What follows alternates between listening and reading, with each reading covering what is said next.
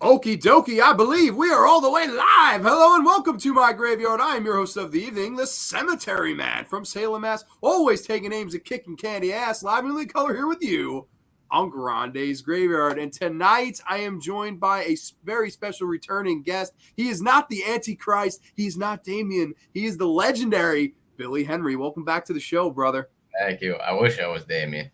You really? I don't know because I even seen what happened to the guy in part 2 with a brain aneurysm. Like, I want that to happen to me live on the show, man. That was some crazy shit. So how you doing, man? What's going on? Same old. Just watching movies. Chilling like a villain? Yep. That's the name of the game. We saw Batman last week together, so we've been talking movies a lot. We got a bunch of people in the house. John Steele's in the house. Let's get it. The villain is in the building. Hell yeah, man. Miss Carter's in the house. Miss Carter, how's it all going? Slasher Fred is here. I love the scary church-like choir song, Abe Satani. Oh, I listen to that all the time while I'm driving. That's one of my favorite. Yo, is that when you're like cursing people out on the road? Yeah, when I'm having my road rages. Dude, your road rage videos, I live for them, man. They're too funny. Is it weird that there was a point in my childhood where I checked my head for 3 sixes? Dude, absolutely not. I think everybody did when they saw this movie. I like how when something is bad about to happen, the music intensifies and usually close up shot on the eyes. Yeah, totally. Great. We're doing good, Miss C. We're chilling like villains. But I figure before we get into the meat and potatoes of the show, because we're going to be talking all things Omen tonight, all 5 films, 0 regrets. But I figured, I was like, Billy, what have you been up to watching lately? And I know you've seen a couple of good things, so we could just start this off with, what you've been up to, man. So actually Tuesday, I took a break from the Omen rewatches, and I went and saw X. Had a great time with that. One of my favorite horror releases of the year so far, probably. Ooh, that's pretty interesting. Totally. It's just porn, coke, and murder. Sounds like a nice fucking combo. What more do you need in a horror movie? Absolutely. And I got suckered into watching, sadly, Texas Chainsaw 22. Oh shit, dude! I need the unfiltered thoughts. What did you think of that fucking piece of shit movie? I don't know. They turned him into Superman, throwing chainsaws and everything. It was all over the place. The effects, though, I will give it. The effects were done pretty well, but other than that, it was short too. Thankfully, it was only an hour and 15. Thankfully. Yeah. No, it's unbelievably bad, and like the fact that Netflix. Did you see it? You saw it? Yeah, I did, dude. Oh, you did you caved into watching it? Yeah, because everybody and their mother. I didn't know if you saw it or not. Yeah, no, everybody and their mother was like, Grande, you gotta see it. And I was like, all right, I'll do it. And I put it on, and oh my God, it just fucking, I knew I was in trouble 5 minutes in. I was like, oh shit, like, and it's like 70 minutes long, and I still hated it. Like, I remember we talked about it, and like we both said we weren't gonna do it, and then I ended up caving and watching it, and I regretted it instantly. That's what always happens, especially with like the franchise movies. I'm like, I'll put it off, and then somebody's like, but you have to. Like, you've seen the first 9. Like, what the fuck is it if you see number 10? Like, it's like, you're probably right, man. Right. I will say though, I don't know if it was the worst in the franchise. I don't know either. What do you think is the worst in the franchise, though? Probably either 3D. Really. Do you think, cuz? Hated that one. Yeah.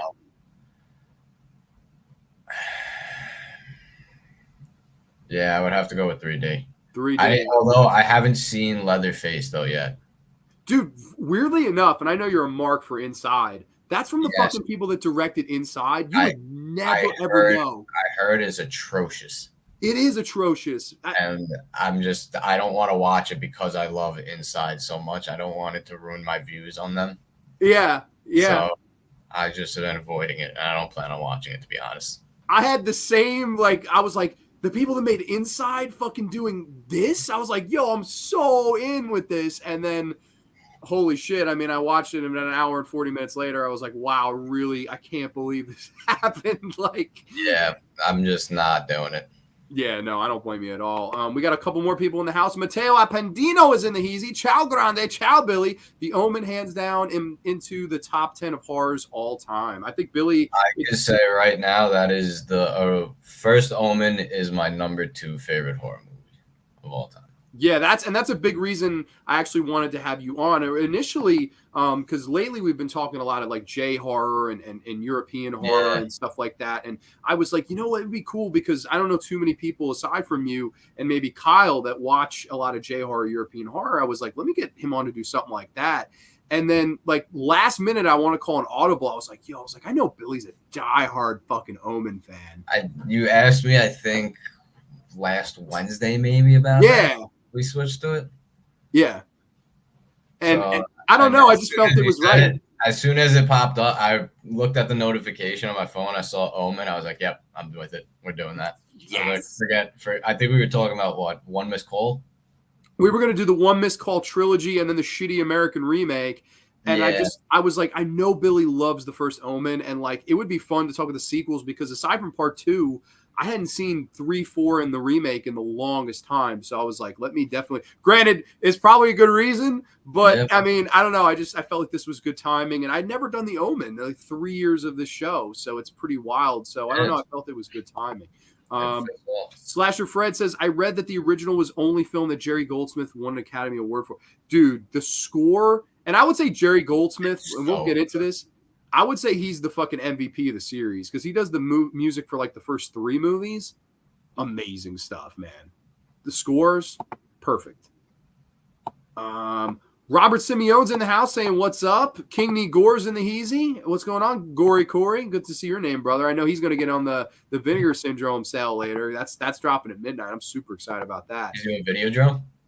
Oh, no. So Vinegar Syndrome, it's like a horror Blu-ray company. I thought you said Videodrome. I love Videodrome too. Don't get me wrong. I think I've done a Cronenberg episode, so Cronenberg we love. AJ Zitro's in the house. AJ, what's going on? We're streaming good. That's good because my internet's been fucking terrible. Red Rusty's in the Heezy. I'm going to dodge the tomatoes, but I love the 06 remake of the Omen more than the original, with Damien Omen 2 being my favorite. Wow. That's I do know a lot of people do like Omen 2 more than the original. I have heard of that from a lot of people. I have not heard of 06 though from many. No, me neither. And that's very interesting. But Red Rusty, welcome. We'll definitely get to that 06 remake. Mateo has a question for Billy. What's up? Question for Billy: is The Exorcist number 1?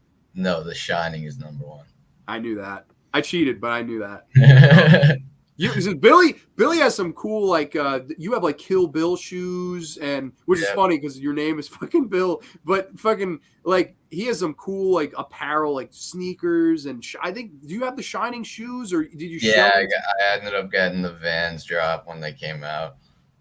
Yeah, I'm not big on sneakers like that, but when I come across something like that, well, the Kill Bill ones were actually custom made from a friend of mine. Oh, that's sick. Yeah, those are customs, and then the Shining ones were from Vans. Dude, yeah, no, and they're fire. I've seen them. Those are fucking. You were born to wear those shoes, man. Okay, these comments are coming fast and furious. Billy, the box set though. Yeah, no, totally. We're gonna show the box set. Still no body count though, dude. I don't know. That will never fucking get a Blu-ray release. If Severin hasn't done it by now, it's not happening. Richard Donner also directed a few. Yes, I was going to mention that too. I believe he directed Come Wander With Me, which is one of my favorite like atmospheric episodes of the Twilight Zone. Richard Donner does a great job. But I mean, I guess we can dive right into this son of a bitch. And they mentioned the box set. I got to show it up here. This is a very sweet box set. If you have Amazon Prime, you can get this son of a bitch for about $32 now. It's like 50-something% off. This is badass. I mean, this is a set well worth it. I picked it up about a week ago. And I think you were saying you picked it up like a year ago around Halloween time, right? Yeah, about like right before Halloween-ish time. Yeah. Like that's a great time to pick these movies up. But it all started in the year 1976. It all started with a little movie that could Richard Donner's The Omen. Yes, The Omen from 1976. And I know this is one of your all-time faves, number 2 on the all-time faves. Yeah. So, I mean, I'll let you gush, man. Initial thoughts, reactions. Do you remember the first time you watched this movie? Did it have a profound first time I watched it was probably around my middle school. My dad used to always rave about this movie to me. So finally, I was just like, you know what? I'm just gonna watch. Like, he used to always rave about the head roll scene. Would always rave about it. Like, talk about it all the time to me. So I was like, you know what? I'm finally gonna watch. Just sit down and watch it. I also was like weirdly interested in like the darker side of religion growing up. So then just when I was watching it, I was like, oh, this movie was like made for me from start to finish. And yeah, right away, like the first time I saw it, I was like, this is incredible. I love this movie. I wouldn't say it was like my favorite at that time, but every time I rewatch it, it just moves up, and I rewatch it way too much, honestly. I watched it last week when we first said we were going to do it, and then I watched it again today just because get a little quick catch up in. Sure. And let me ask you this, because I'll be honest, I've, and especially over the years, I feel like there's been less and less movies that I feel upon initial viewing truly scared me. This is one that I would say fucking creeped me out. Like ever since the first time I saw this at a young age. Did it scare you? It's a very horrifying movie, honestly. Yeah. It's because it's like a beautiful movie at first, and then it just gets so dark and it's creepy. Yeah. And it still is creepy too. Whenever you rewatch it, like the way that someone said it before, the way that it zooms in on the eyes and everything. Damien's eyes are frightening. They're horrifying. Yeah, they are. And like, I think it's just, and it's a lot of it is ambiguous too. Like, to me, you know, and it starts off, you know, with the stills of the family and Gregory Peck and, you know, and, you know, the all-American happy family. And it all is turned on its head at Damien's birthday party where the nanny is carrying him. I could say that is my favorite scene in horror. Really? When she jumps and hangs herself, that I remember watching for the first time I ever saw that. That's the point where I was like, all right, I love this. I just was like, my jaw dropped. I didn't think they were really going to like go that way. And then it just went completely the way she crashed through the window and everything. I love that scene so much. Like there'll be days, I don't know if this is weird or not, but there'll be days where I'll just be bored and I'll just go on YouTube, just type in Omen birthday party scene just to watch that scene real fast and then go back to doing whatever I was doing. That's not weird at all. I love it. That's amazing. No, I like as a kid, I never understood the connection with the dog. You know, now I do, but like I thought it was weird. She just locks eyes with this dog, and then the next day, Damien, it's all for you, and crash. And Donner, the way Donner directs it is brilliant because he immediately shows the reaction, not of the adults, but of the kids. The kids. That's really the best part about it too. I said that before when I was rewatching. I was like, the kids' faces are so horrified. They have no idea what they just witnessed. Like that it's so perfect. Yeah. And then the clown throws that kid's head on his shoulder so it doesn't have to see it. Like, it's incredible. Yeah, it really is. It's fantastically done. And like, to me, I agree. It's one of the, like, I think this movie has a ton of great horror moments, you know, and I think it's a great film all around. It can be very dialogue driven at times, but like, there's a lot of like, you can almost look like bookmark points of this movie where you're just like, that's fucking classic. That's a great one. Like throughout it, and it's strong all the way through. But that one to me, it hooks you right in because you're like, the gloves are off. We're like 10 minutes in, and I'm like, holy shit already. And it only gets crazier from there. And I really enjoy the acting in this. Gregory Peck, a longtime veteran actor, and I didn't learn this until actually just a fucking few hours ago. You knew this already. Gregory Peck wasn't the initial choice. I believe it was William Holden, who we end up seeing in part two. There was three other people, I believe, but William Holden was the main guy they were looking for. Honestly. Yeah, and he didn't want to be involved with horror. Yeah, but Gregory Peck's son had just committed suicide like a year before this, and then turned around and do this movie about basically Gregory Peck has to try to kill his son, who he believes to be the Antichrist. To me, that's mind-blowing. I don't know if I'd be comfortable with that as an actor, but he's a trooper for doing it. And man, at this point in his career, because he had been huge even in the 60s, in the 50s, and To Kill a Mockingbird. Shot. Sure. Yeah. No, and I don't know. I think that he was a great choice for this. And I don't know. I think the acting in this movie is fantastic. Yeah, I think he did great. He delivered a great performance. I love it. Yeah, no, me too. I think it's fantastic. This was his first movie in like 3 years. He took a 3-year hiatus, and then this was his first one back. And what a better first one! This is probably the last big hit he was ever a part of. Yeah, I mean, he picked a great one.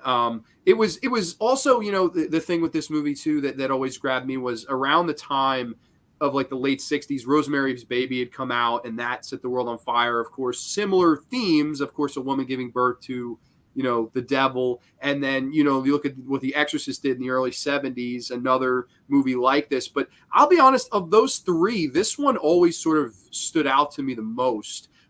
Maybe because of how, insane the deaths were, but yet not to the point where they were unbelievable or far-fetched.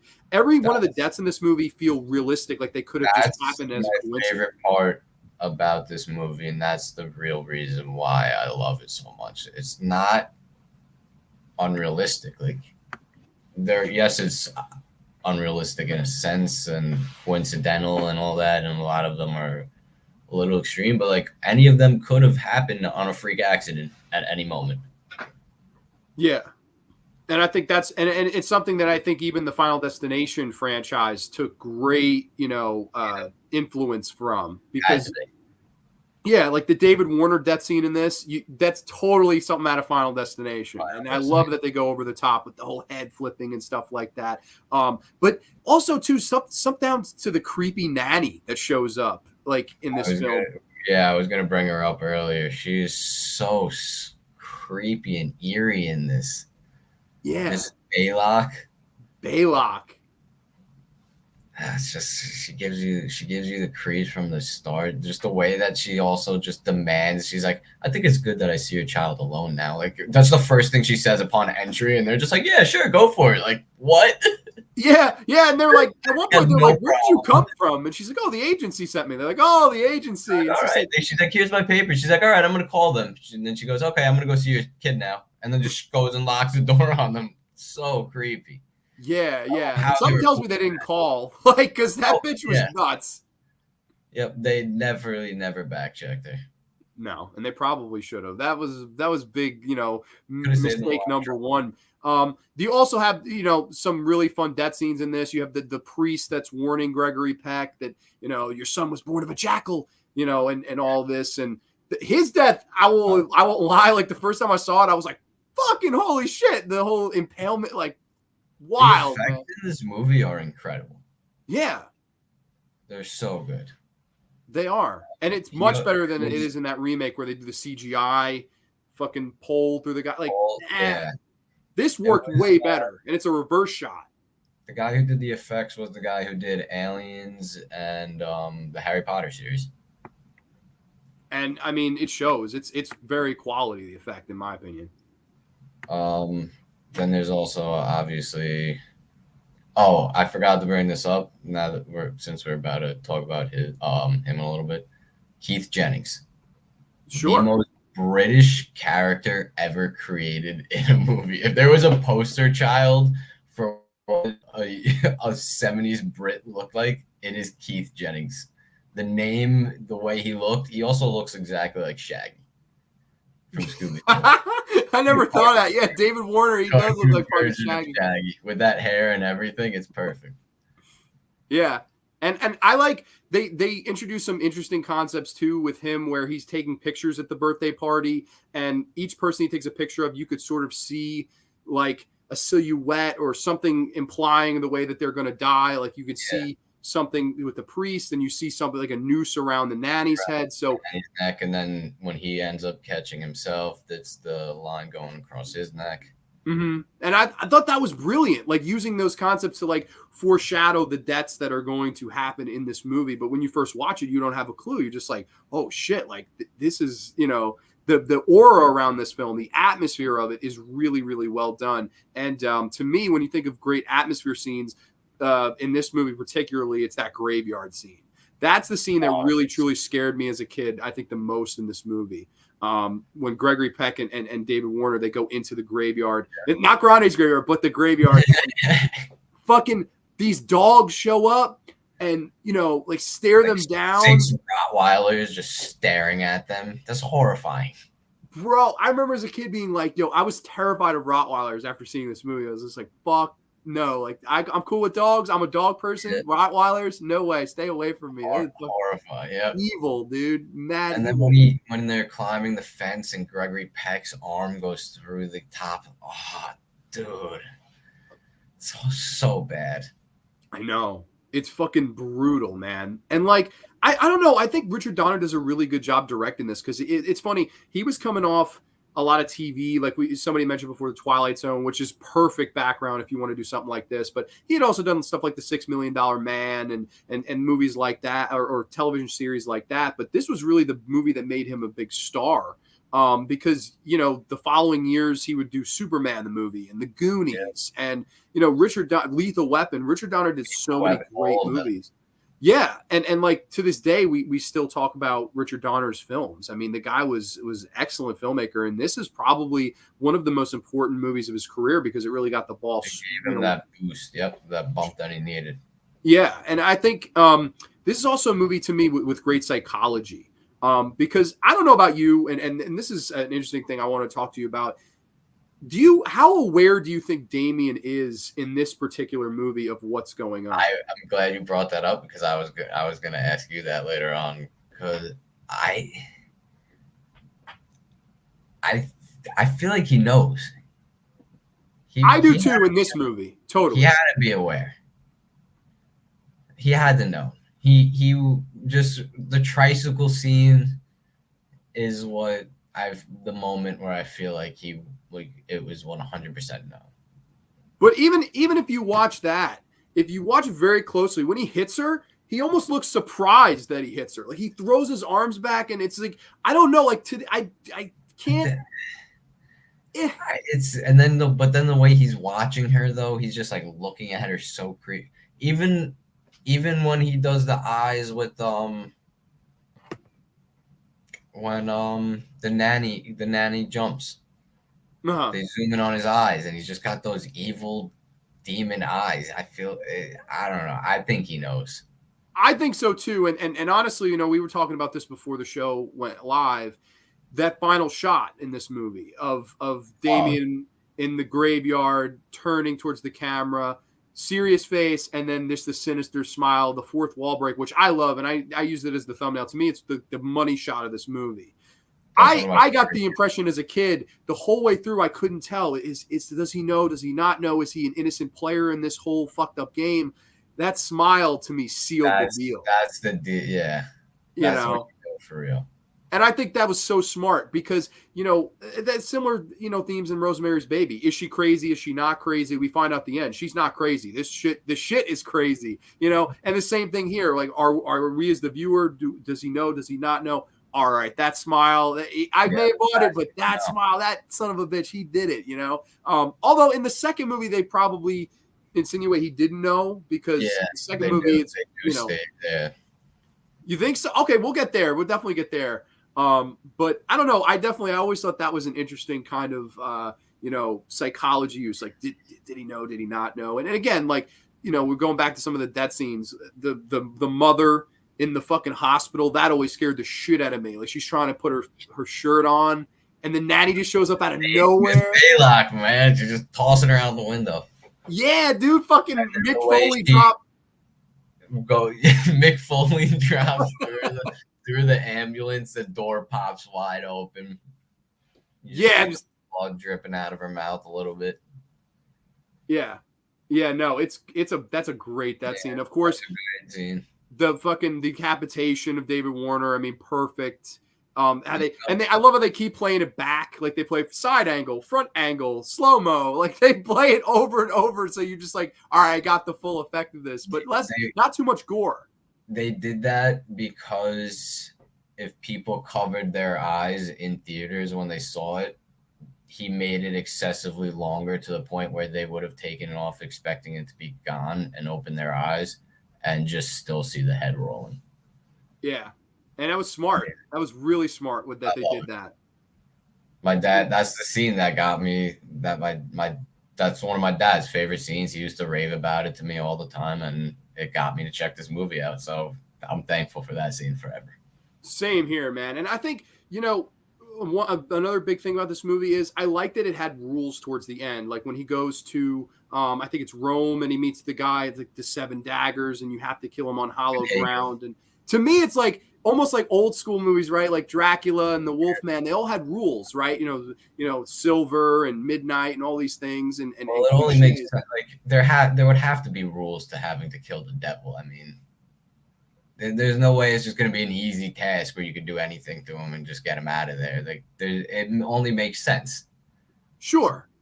Yeah. And I think, I liked the whole, 666, he'll have the mark of the beast and creepy shit, man. Like I always thought it was really creepy, but really well done. I think the whole finale of this, it's heartbreaking to watch. And now knowing what I know about Gregory Peck and his son, I can understand because the initial idea was to film this and have Gregory Peck kill Damien at the end. Yeah. That was the original plan.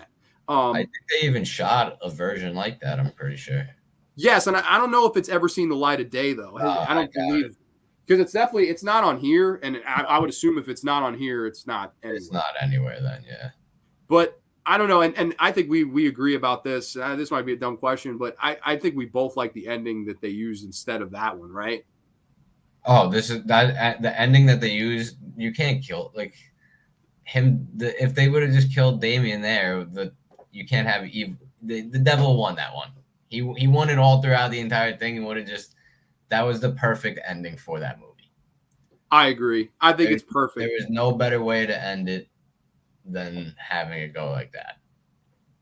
Yeah. And I'm glad they went with the ending they went with. And I think that it's a movie, like we were saying, it's a movie of moments. Like it has so many great, memorable death scenes. It's creepy. It has that atmosphere, that graveyard scene, the birthday scene, one of the all-time great horror scenes. It's all for you, Damien. I mean, fantastic. And I don't know. I think this is one of those movies. It really does stand the test of time. Like it is still to me a very rewatchable horror film and a horror film that, of that era of like the early, late 60s, early 70s making, religious horror films. This is probably my favorite one of the bunch. Like I would put this over The Exorcist and Rosemary's Baby for me.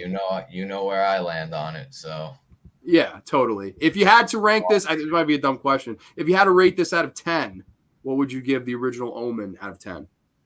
This is a 10 out of 10 film for me, hands down. I honestly can't disagree. I think this is a 10 out of 10 as well. I love the original Omen. Highly recommend people pick up not just this original movie, but this entire box set. It's cheap right now. $32. Yeah, $32 for all 5 of them. To me, you can't go wrong. I hit click add to cart in a heartbeat. This is a great horror movie. One that I want to rewatch some more now. Like I hadn't watched it in a long time until I thought, because I was like, Billy loves this. I was like, let me give this a watch, because I did own it, believe it or not. I had the first 2 on DVD, but not Blu-ray. And I was like, fucking finally. And man, Jerry Goldsmith's score and Donner's direction, the acting. The score. I also just love the way it's shot too. It's so simple yet so beautiful in a way, and creepy at the same time. Yeah. I think it's sort of a masterpiece. I really love the original Omen. One of my faves. Absolutely. Where I land, like I said. Yeah, no, absolutely. Yeah. We got a couple comments here. We actually had a ton, but I don't know. I can't get all to all of them. Everybody, if you want to re-comment, I'll go down the line from here though. He knows he's different. He knows he's something, and it's something dark. but he don't know what it means. Okay, yeah, no, I can see that. I agree with that. He definitely knows he's not normal. I agree. I think so too. And like he knew he was doing some fucked up shit at one point. Totally. And they get into that with the next movie. Richard Donner, director of a lot of blockbusters, The Goonies, Lethal Weapon, Superman. Totally, man. Richard Donner's great. I mean, one of the best filmmakers of that time. For me, it's when Thorne is having second thoughts about killing Damien, then throws the knives, and photographer vows to kill him if Thorne won't and ends up getting decapitated. Yeah, no, that's a fucking how that whole thing plays out. That's crazy. Bless Israel is in the house. This is a first timer. The continuous questioning reality as the father would be insanely surreal. Yeah, no, totally, man. I don't. I couldn't imagine. There was once a show. That's true. I've never seen it. I don't know if you know about that. There was a TV show. I did not know that, nor have I seen it. Same here. So this is not a complete retrospective, I guess. This is a film retrospective because I never saw the show. Mick Foley roaming the lonely ovaries of Plastic Angela. Yeah, no, Mick Foley went fucking flying out of this. Absolutely, just like The Cell. The constant questioning reality of as the father would be stressful as hell. No, definitely, absolutely. And Peck sells that. Anita's in the house. Anita, ¿cómo estás? Let's see.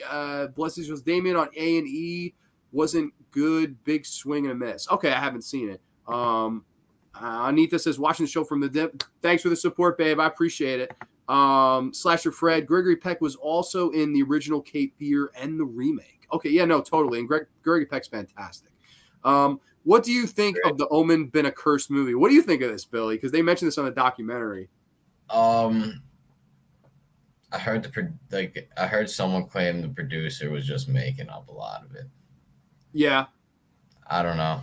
I guess there was some freaky things happening. I don't know. I don't think it's a curse. Like, it's just not something I'm big on, really. It's not like Poltergeist or like, some of the other ones where it's like, all these people die, blah, blah, blah. Like, it's not one of these. It's definitely not. Just like, everyone made it out more than fine. Like, I don't know. Like, just because there were some freaky things happening on the set every now and then, I'm not buying all of it. Yeah, no, people tend to blow these things out of proportion, and especially with a movie with this concept. They tried saying it came back for the second movie too. No, so, I don't know. It didn't. I'm with you. I think like sometimes the conspiracy stuff, people just read so far into it, but it is fun, and especially with the Omen theme, I'm sure people want to believe it more so. Like too. Red Rusty said, I got the 4-movie Blu-ray collection version instead of the 5th one. Doesn't exist in my world. Oh, okay. No, I can totally understand that. Curses equals hypersensitive to yeah, exactly. Yeah, I totally agree with that. Yep. It's it's one of those things. But a couple years removed from the original Omen, this sequel came out, and I gotta say, this is a great ass sequel in my opinion. A very underrated movie, and a movie that has really grown on me over the years. This is from the year 1978, a great year for horror. Halloween, Dawn of the Dead, and this movie, Damien Omen 2. Right off the bat, I think this is a damn good sequel, man. I agree with you. It's got its holes and it's got some issues with it and a little holes in it, but I do agree that it's a very well done sequel for being a sequel. Yeah, no, absolutely. I think it's one of the better sequels that I've seen in my lifetime for sure. I enjoy watching it. Yeah, me too. Out of all of them, I'd probably put this as my second favorite in the franchise. Easily. Not even probably. It's definitely my second favorite in the franchise. Yeah, I don't think any of the ones after this even come close. I think this is like, and I think what I like about this movie is it's such a different animal. Like, it's basically a fucking coming of age movie for the devil. Like, he's just figuring out who he is as a supernat, like as the Antichrist being, as an unholy being. It's bizarre, but it somehow really, really works. And this one, like I was saying before, this one sort of erases some of the facts that he knew in the first film, because this one he's completely unaware, and he learns about it towards the middle of the film. That's one thing that I have an issue with it about, kind of, because I don't know. I believe that it is known, but then again, I don't know. Maybe it's not known. It could just be this. one other thing I have with this is the fact that at the end of the first one, you see him going with the president. Yeah. Now he's living with his uncle. Uh-huh. Did something like, where did that happen in between? Also, the time he left Britain at a very young age before he spoke one word, 3 words the entire first film, saying, "Daddy, don't do it." Yeah. He left Britain after that, clearly, because he was with the president of the United States. When did he become British again? Like, I would get it if he grew up in England for quite some time, but he left it by the age of 5.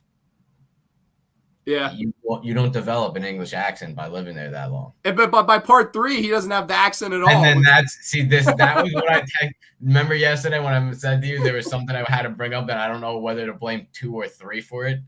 I think I'm blaming 2 on it, because I'm going with if he went back to the United States, he would not have had an English accent. Yeah. Yeah, no, I see that. I completely see that. I don't know. I definitely it doesn't bug me. It bugged me more. It didn't bug me, but it bugged me watching 2 and 3 back to back, because then I was like, well, it just hurt my brain a little bit. But watching 2, like, it doesn't stop me from enjoying 2 at all in the slightest. I just had to bring up that is a minor gripe that I have with this film. Sure. And I honestly could see people having a lot of gripes with this movie, even though what it does different, I sort of, as a viewer, embraced. And I don't always do that. Trust me. I'm the biggest, like, some things can piss me off, but like this, I appreciated that they sort of made him sympathetic for a lot of it. Like, yeah, the first 2/3 sympathetic. Totally. Yeah. I do think he played a very well Damien for this age, and I think that he fit the movie well. Yeah, the kid who played him. I also like the way that they went about him and how he was. Like, you could tell he didn't, because he also kind of didn't understand what he was. Like, he was just figuring out who he was, what he was. So he felt sorry for some things. But then by the end, I like how he's like fully embracing it again. I agree completely. Yeah, no, like, that's why I thought was so interesting, because I thought, of course, the devil, he's going to be evil the whole time, but to play with the whole, he doesn't know everything, and he's sort of sympathetic, and he's being bullied at points, and the relationship with the cousin Mark, who he even says, "You're like my brother." You don't expect to see that in a Omen sequel, to me at least. Like, I always thought, like, interesting things to throw in there. It's more like coming of age stuff. But I like the whole psychology of doing that and adding sort of a heart to a series that doesn't have much heart in it. At all. It's just supposed to be pure evil. Yeah. And they made you feel sorry for the devil in this one. Yeah, and I think that would rub some people the wrong way, but I sort of liked it because I think it was done really well. And like you said, the actor Jonathan Scott Taylor, he does a really good job playing Damien. I wish he had gone on to do more stuff. But no, this one really, though, I mean, with all the coming of age stuff with the devil and stuff, I like that. But this one really amps up and kills the part. I was waiting for you to bring that up. They went horror on this one with the kills. Yes. They had a lot of fun with this one on the kills and all that. Like, there were some great kills too throughout this one. I really enjoyed pretty much all of them, honestly. No, me too. And like, some people, I've said, oh, this, that, and the other, this is over the top, that's over the top. I'm like, honestly, though, these are fantastically done. And it all starts like very simple too, where instead of the Rottweiler, they switch it to this crow. Yep. And I got to be honest, I think the crow was the scary, like, and it sets this film apart. I think the crows are a little creepier than a Rottweiler, and it's as weird as that is, because a giant dog chasing you down is definitely more horrifying than a bird flying at you, in my opinion. But these crows are just so eerie. Yeah. And like, there's something about them that are just evil, like something about a crow. Like, the dog, to me, it almost plays like a protector. Like, it's just protecting him. Whereas the crows, like, it felt like they were doing the dirty work for him a lot in this. Mm-hmm. Like, the aunts or I don't know if she's the aunt or the grandma, whatever, the old bitch in the beginning. Their great aunt, I believe it was. Yeah, their great aunt. They give her a heart attack from fear. There's the woman in the road, the reporter. That's my favorite kill in this movie. Dude, go Incredible. for it. Go for it. Explain it. The way that the birds she's crossing she finally is starting to figure out that Damien's the devil and all this after talking to Guggenhagen earlier before, or being formally acquainted with Guggenhagen, because he dies in the beginning of the movie. We forgot to bring that up. I like that they brought him back for this. Yeah. I thought that was awesome. Cool actor. Yeah. With the whole, what was it? The Wall of Ygael or whatever. Yeah, Ygael's Wall and the Whore of Babylon. So then the reporter is figuring out she's crossing a random desolate highway for some reason. Do you remember why she was out there? I think she doesn't she go to see like his football practice. He looks at her, and then she just hauls ass. He gives her that dirty look, and she just runs out of there, and she's running across this desolate highway, and a bunch of is she driving? She's driving at first, right? And then the crows come, and they pick her eyes out. And that's when she gets up after they start eating her, and she's like falls down the ditch, and she gets up, and you look, and there's no eyes in her, like eyeballs in her socket. It looks so awesome. And then she just gets up, runs into the middle of the road at a semi-truck 18-wheeler, comes, hits her. You could clearly tell the dummy was just tossed onto the truck. It looks so absurd, but it's just so funny and entertaining that I just love everything about it. I'm the same boat, yo. And like the physics of it make no sense. Like they hit her, she gets hit by the grill of an 18-wheeler, and then she flies up and hits the back trailer. How? And then somehow gets run over by like the rear tires. Like what did that happen? Like I don't know, man. It's so funny. It's so over the top and ridiculous. I couldn't hate it. No, you can't. They're really trying, and like I do think it's a horrifying, like you said, her eyes and the gore, and she's screaming, "Help me, help me!" Help me! And then an 18-wheeler just comes, and then the dummy. The dummy is the best part for me. Yeah, no, the dummy is fucking classic, man. I think, and there are some scarier death scenes in this too, where the one guy falls in the ice. That's horrifying. That's one of the most scary things that could ever happen to a human being. Yeah, and like drowning would be scary enough, but drowning in under ice, and he's trying to push up, and like they had a stunt. This is back in the day, man. This is no CGI bullshit. Yeah, they had a stuntman go underneath the ice and fucking like pretend, try to for like 2 minutes. The guy had to hold his breath. That's a stunt man. Like that takes balls. I would never fucking do that. I don't care what they paid me. I'd be terrified to go underneath the ice and risk my life for that. But that's what they did, man. That's how they made movies back then. And I thought it was really well done death sequence as this guy is, and they're trying to break the ice with axes and grab him out, and the currents got him. I mean, I remember as a kid, that one fucking scared the shit out of me. I was scared to go on ice for the longest time because of this movie. That's that truly is one of the scariest forms of death you could ever face. And the fact that's how the devil decided to take out this guy makes it that much more horrifying.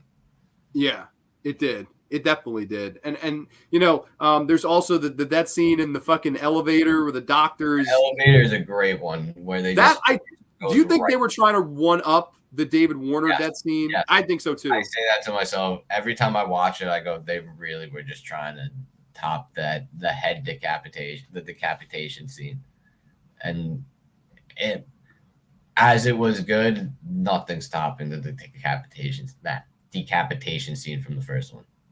Yeah, definitely not. And it's honestly, it's like that one, the elevator scene. It's great. It's graphic. It's crazy. But there's something about the simplicity of the David Warner scene as opposed to that. Like this one, it's the elevator went all the way up, then it crashed, then the fucking hitch came down. Like it's a very Final Destination how the whole thing plays out. Yeah. But it's great. It's really like you're just like, oh my God. And like it's funny because you look at the difference between these two films. even the difference a couple years make. Like with this one, it's a lot of, you do have great death scenes, but it's more simplistic. This one, the genre was going more of the way of, Halloween, which came out this year, and the years of the slasher movies to come in 1980, 1981. This movie, in a lot of ways, has slasher elements. Like the kills are very slasher-esque and creative and innovative and over the top in some ways. But that's why I appreciate this movie. I think it is a sequel that tones it up a little bit, but it still has a good psychology and story and whole atmosphere vibe of the devil that the first film has. That's why I really like this. There are nitpicks in here, but I think for a sequel, it does a lot of things right. That a lot of sequels, and we can get into them later, get slightly wrong. This is a movie that I think does a lot right. But what did you think of William Holden and Lee Grant and the entire ensemble cast? Did you like the cast in this one? I liked Lee Grant. I liked William Holden. I liked Damien. Some of the Thorn Industry guys I wasn't too crazy about, but they weren't in the movie enough for me to really be picking about them. But the whole main cast, I think, did a fairly well done job on this film. Yeah. I had no complaints about performances. The cousin, he was a little but he was young, so I'll give it to him. Crazy enough, that guy never ever acted before or after this. This is the only credit in his career. So that I'll give him credit then. I have to too. Then for that, if that was his first and last acting performance, then I give him no shame on that one because it's better than I would have done probably. So yeah, and like I don't know, I think he did a really good job, and Lance Henriksen also shows up in a brief role in this, which is always cool to see him. A guy who's been in Predator movies and fucking Alien movie, like the guy's been in everything. I love Lance Henriksen.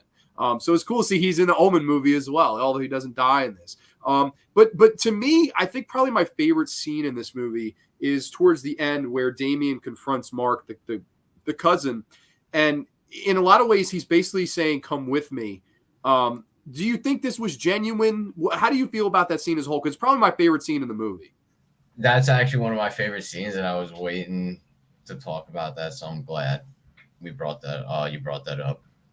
Sure. I think it was also. I think that's an extremely well acted scene too from the kid who plays Damien. I think he did a tremendous job with that. Now, do I think he was sincere with it? So, based on how he has a society under him in the third one, yeah, I think he would want his because they were up until that moment. He truly was a kind person to what was Mark? Mark is his cousin, right? Yeah, Mark. He truly was kind to him. He looked out for him. Like they looked out for each other. They had a brother. When he said you're like a brother, they really did have a brotherly relationship. So I think he was sincere when he said that. I think he would have he was trying to get him to come with him, and actually he had no intention of hurting him. I agree, and I think that's another thing that people wouldn't like, but I sort of did. I like it because, here's my view on it: if Jesus Christ had apostles and followers, why wouldn't the devil have apostles and followers? Yeah. And why wouldn't it be the person that he grew up with and was the closest with? It's his only form of a family member that he really has and was trustworthy with. So I have no complaints about it. I think him wanting him to come with him made the movie it gave it that sincere feeling about where you have a little empathy for Damien, like you said earlier. It shows that Damien had a little emotion to him, and it's kind of cool. I agree. And I really liked, the whole parallel of Mark, it hurts Mark and it hurts Damien even more though. And Damien's like, come with me, Mark. You're like my brother, all this stuff. And I don't know about you, and this might be a stretch. You may laugh at me for this, but I had to mention it. It sort of reminds me of the end of Revenge of the Sith. I was going to say, it's a little Star Wars-y. It is, because it's like, okay, look at the dynamics of both those scenes, right? You have two people that are friends for a long time. One chooses the dark path, and he's almost saying to him, come with me to the dark. Whereas in Star Wars, it's Obi-Wan, come back to the light, Anakin, come back to the light. And even the parallels of, in Revenge of the Sith, it's lava. In this, it's the snow. Like, I don't know, there's something about those two scenes that really, like, I saw a connection. I don't, maybe I'm glad you hear me out here. It felt a little Star Warsy, especially with like the way that Mark ends up dying and all that. It felt like he got a little force choked or something. Yeah, dude, and he sells the fuck out of that brain aneurysm. He's like, yeah, like, yep. That to me is great acting. Like, every time I watch that, I'm like, oh my god, this poor motherfucker, like this poor bastard.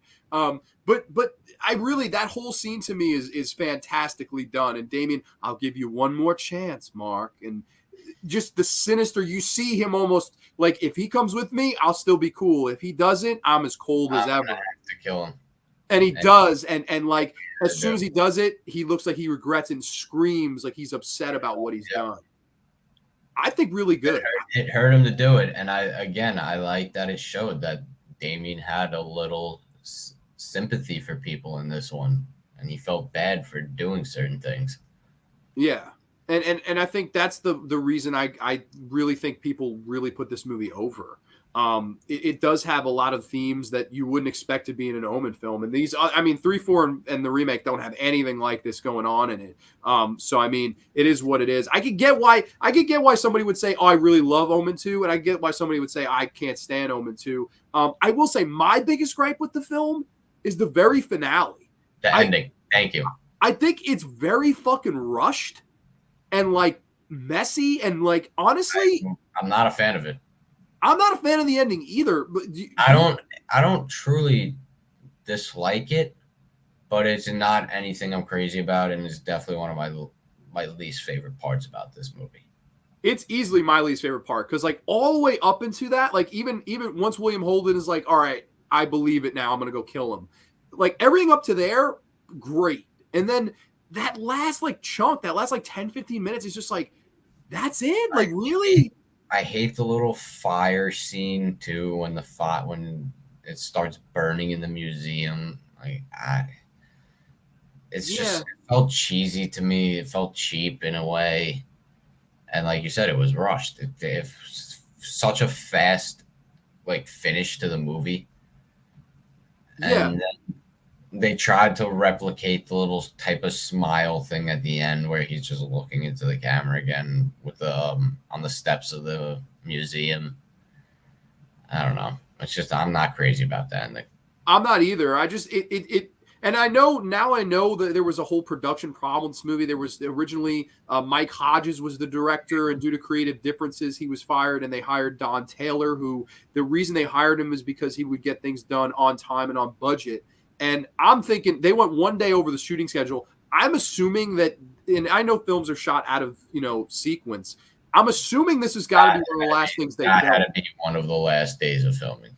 Had to be, because it just feels so like, all right, fuck it. Like, we don't have any more time or money or we just got to get this out of the way. Get this done now. It feels like that. Like getting it done. And that's why I just, at the very end, like, I almost wish they did have more time, because like, I think a good ending would have really paid this thing off. And like, yeah, I'm not a fan of like I think they sort of insinuate that fucking Lee Grant is sort of like, she's been with it the whole time. She is. She is a follow. She's like Miss Baylock in a sense. She was a follower of Damien this entire time. I didn't like that, man. I don't know. Like, okay, they keep driving home that they're close, like they're on the couch snuggling together, like, but that, like, I don't know. I just thought that was just like, she's like, oh, I will protect him, Damien, and then fire explosion. The way he walks out is badass, and the Jerry Goldsmith score, amazing. But what the fuck happens before that? To me, it ruins this movie. Like, I love the movie still, but it's, oh man, like, it's like what could have been, like I would be like, oh, just as good, if not better. It's not. That ending really, really knocks it down a peg for me. It could have been something that I consider an incredible sequel to just a great sequel. Exactly. Like, it's just great now to me. Like, it could have been incredible and phenomenal if it had that perfect, like, not, it didn't even need to be perfect, just that great, satisfying ending. But it just felt way too quick, and it wasn't for me. I agree completely. And like, it's funny because I put it over. I totally love this movie. And if I had to rate this out of 10, I would probably give it like an 8 out of 10. I think it's a fucking solid sequel. I'd I put just it like, in like like a 7.5 to 8 range for me. I would yeah, put it at. it's a damn good one. I think, another reason people need to get this box set is to give this movie another look because, it had been a long time since I watched this too. And I think this is a damn good sequel from one of the best years in horror history, 1978. I love Damien Omen too. Highly recommend people give this one a revisit. Let's see. The Master of Fear is here. One of the best and most iconic horror movies ever. Absolutely. I believe he's referring to the first film. I totally agree. I mean, it is iconic. I think we'd all agree the remake sucks. It's literally just the first movie again. I can't even argue with that. It really is.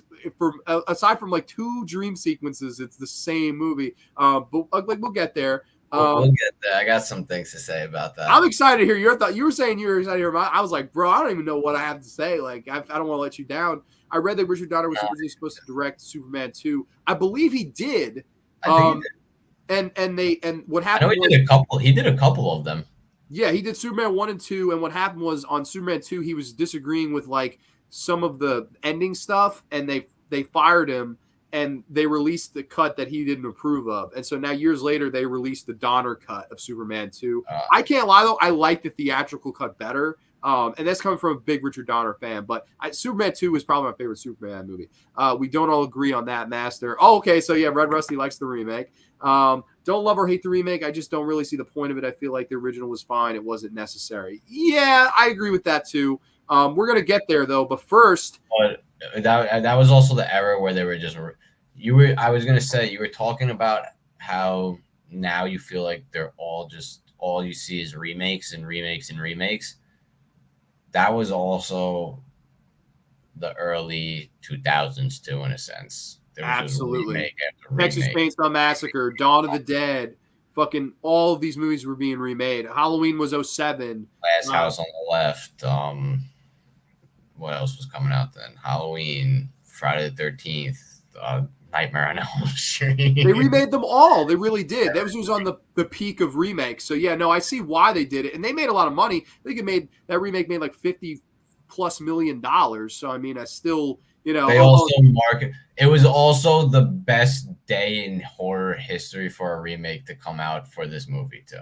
Exactly. Yeah, the 6606. It marketed. It lined itself perfectly. So I understand why they did it, but it wasn't needed. I don't think. No, but marketing wise, it was really the smartest thing they could have done because like, how could you not on 6606 do a fucking it's the only time in history of the world you're gonna have a chance to do this. Like you have to fucking. It was just too easy not to pass up. But oh man, this movie. I don't even know what the fuck we're gonna say about these next two or three. I'm curious to hear your opinion on this one. I hadn't watched this in a long time. My dad, weirdly enough, my dad's not. I saw this once before I rewatched it again the other day. Yeah, I haven't only seen this twice too. My dad is a huge fan of this movie. He was like, "Yeah, I see you got the Omen set." I was like, "Yeah." He goes, "Bro, part 3 is my favorite." I was like, "Shut the fuck up." He's like, "Dude," he's like, "It's brilliant." Wow.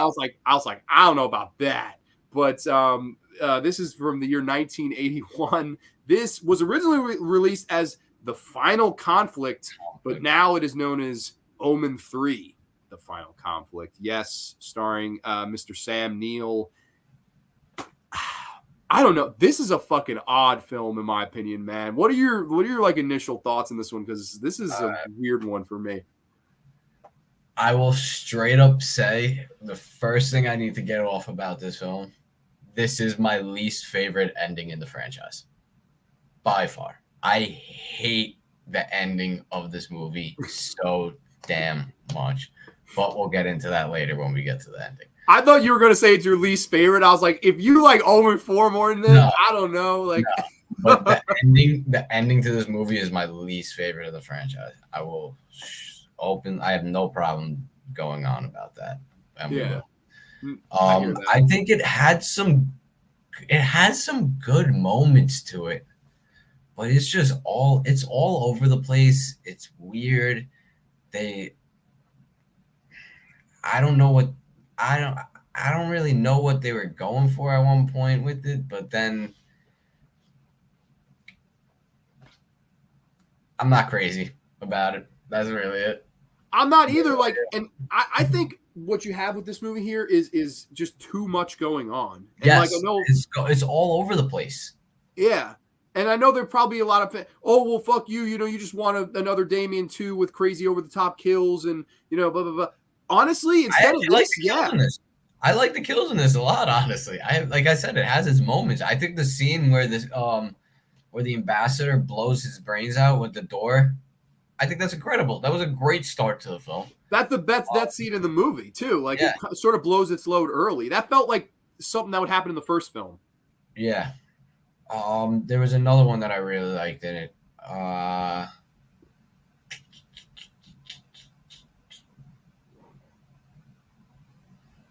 The scene where it's not a death scene, but the scene where he's talking to the statue of Jesus with the whole Shakespearean breakdown. I love that. That's my favorite part of this movie. I agree with that completely. And then when he grabs it and squeezes the thorns with his hands and his blood starts dripping down his face. Like, I think it's shot incredibly. I like how he got to go on a whole pretty much Shakespearean rant for a little bit. It's almost like a promo. Like, he's like, the pain you felt on the cross is nothing compared to what my father went through. And the blood like dripping down off his fingers down the eye. Fantastic. I agree. That's the best scene in this movie. Sam Neill nailed that scene. Like, I love that scene. Great stuff. But like, because it would lose me at points, and then that scene happens, and I'm like, all right, this actually isn't that bad. And then it just loses me again, and then it gains me again for a little bit, and then it loses me completely at the end. Oh, yeah, no, it is really all over the place because for people who don't, there's actually quite a few people that I've talked to that haven't even seen this movie. So do you want to give it a little breakdown fast? Yeah, sure. So this is not an easy movie to give a little breakdown. I'll say that. So Damien is literally like, you know, taking orders, giving orders, whatever from the president. So he's really up there now. He's basically like ambassador. And he's got his right-hand man underneath him. Then you have this side plot where there's these like 7 priests that all decide that they want to kill him now. And they all have a dagger each. But like, to me, that part of the film really suffers because none of the people that are trying to kill him have any personality. We don't know any of them. I didn't even know half of them were there until they were dead. And I'm like, oh, I guess that was one of the priests. And some of them are in disguise, and it's just like, I don't know who you are, so you're in disguise to me too. So what, like, very weird. They show them for 30 seconds in the beginning when he gives his spiel about the daggers, and then they expect you to just stick and know and care for these guys throughout the rest of the movie. Yeah, and they're all like, you don't know any of their names, you don't know like any. To me, if I was like rebooking this, I would have done like 7 religious freaks that were like all like blue collar, like had personality, and like literally just do a scene where we gotta hunt that motherfucker down, and literally maybe even hype him up, like go through the history, like when he was age 6, he killed the parents, then age 13, reference the other films, like give this thing a little energy. The scenes with the priests are fucking flat. It's like they're so dry. It's also because half the priests are over the age of 70 in this. Yeah, and like, I don't know, man. That whole subplot for me just didn't work because they were just so dull. And it should, because the death scenes aren't terrible. There's the one. The one where the guy gets lit on fire at the studio, on the TV set, and he starts hanging back and forth. That was a good scene in my opinion. I had no problems with it. I didn't either. That one though, I couldn't help but laugh. I was like, this is fucking over the top. It's so over the top. I didn't even realize what was about to happen until he was just on fire, swinging back and forth. And then I'm sitting there and I'm thinking, oh, so this is how it's going. All right. Yeah. And they also do the scene where they try to corner him on a bridge. and one guy's on a horse, and the horse just fucking throws him off the bridge. With the dog. Is that with the dogs, right? Then the next guy, he's got like 400 dogs in front of him, and this guy's walking up to him alone with a fucking knife, and he just fucking lets the dogs out on this motherfucker. Just lets a bunch of bloodhounds out on this guy as if he's gonna take them all down. Come on. Yeah, and they just pretty much maul him, and there's no gore. They barely show any of it, and like he's just sort of standing there, badass. I don't know. That whole subplot is like an hour of this film, and I just didn't really care. Like some of the death scenes, like we were saying, okay, decent, but like I didn't give a shit about any of them. So it really lessens the blow and the payoff of some of these kills, and and then the last hour, fucking crazy. They just started recreating the Bible. Yeah, like the Book of Revelation, and they also start like basically a big sinister plot, which we have to mention this.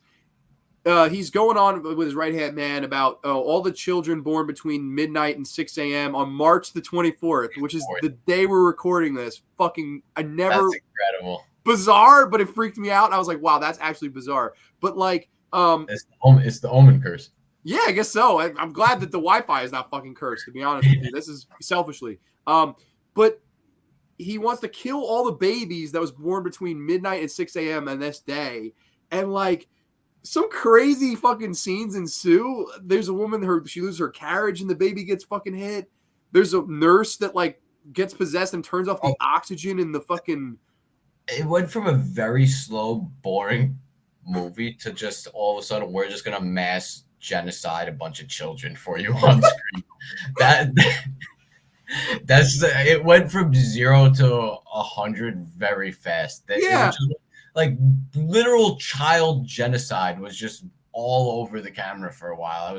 I was shocked rewatching it yesterday. Me too, dude. Me too. I'm sitting there. I'm like, my dad likes this. I was like, my fucking dad. Like, I called him immediately. I'm like, bro, you're sick. Fuck. I was like, he's like, oh, but the book of Revelation and Nazareth and the fucking. He was going on about the Bible stuff. I'm like, bro, what about the fucking babies that got murdered in this? He's like, oh, well, that part, and he tried to no sell it. I'm like, but they did it. He's like, oh, it was in the Bible, so the. Yeah, fucking lady ironing her clothes sees a Rottweiler in the window and decides to put an iron to her baby with an iron.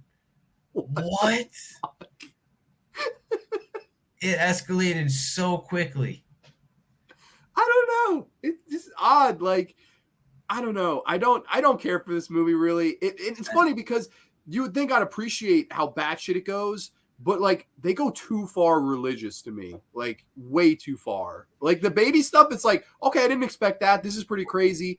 But the first hour and 15 minutes it took to get here, and then the very ending, which I think it's just hokey. And I know you're telling me it's the worst ending of the series. What about it makes it the worst for you? This is gonna be good. I mean, I understand. He could have lived forever. Why they didn't have to kill him? One, they could have just done it where like he was banished to hell or something like that. Like you can't kill Damien, in my opinion. Two, the silhouette of Jesus was the cheesiest thing. It was just overall just the cheesiest ending of all time. Like not all time, but of the franchise, easily the cheesiest ending they could have had. Why did they just? It was like it just went from a very bland, boring movie to a weird genocide, baby murdering horror movie to just a battle of the religions in the end of good versus evil, where good won in a movie about evil. I don't know.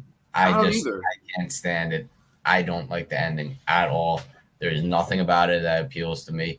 Also, it just completely took away the entire daggers, everything from the first movie about how the daggers, how the daggers worked and how they had to be used.